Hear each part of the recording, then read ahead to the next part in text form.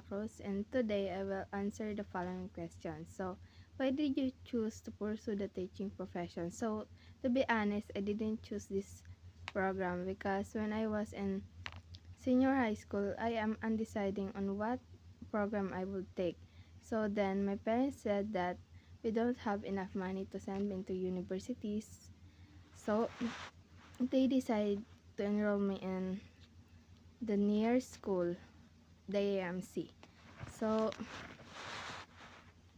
the first day of class is so exhausted and drained because I hate socializing and I don't have communication skills. So it's hard for me to adjust, and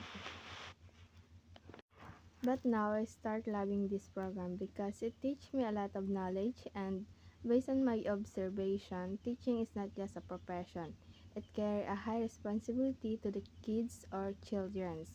So even sometimes that we find struggle on understanding the lesson, they are still explain it repeatedly. So I salute to every teacher who deserve to be praised. They are the reason why I want to be teacher someday.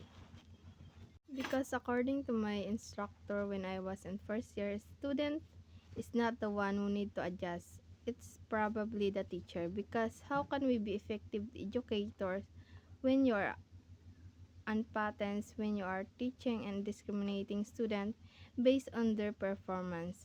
So in short, you need to be a good listener to them. Second is, in your opinion, what are the quality and characteristic of a good and effective teacher? I believe a good teacher must have a patience and empathy, because not every student is fast learner. Some students struggle to understand on what you are teaching in front. They need a better understanding, because instead of judging them based on their performance, why not we improve our teaching techniques?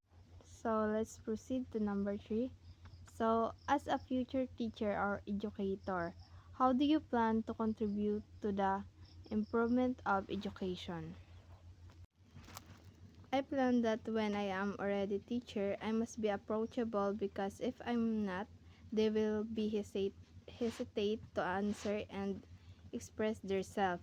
I will be using activities that connect to the lesson and also in real life, because lessons are easy to understand if they experience it or they saw it.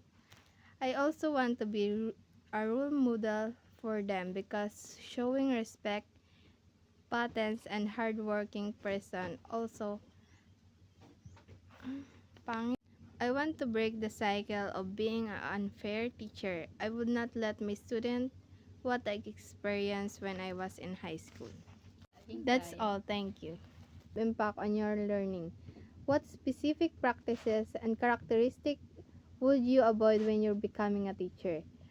So when I was in high school, there's a teacher that always embarrassed his student in front of the whole class and give unfair treatment due to family background. And that's the reason why I didn't want to recite, due to afraid of committing mistake. And I lost interest on his subject. That experience, I would not do it to my future student, because I know the feeling, just like what my instructor said, break the cycle. So next is, who has been your most inspiring teacher and how did the teacher influence your life? So actually there are a lot, but the person I admire the most is Sir Marvin. He is so perfect when he is teaching. I love the way he patently discussing the lessons repeatedly.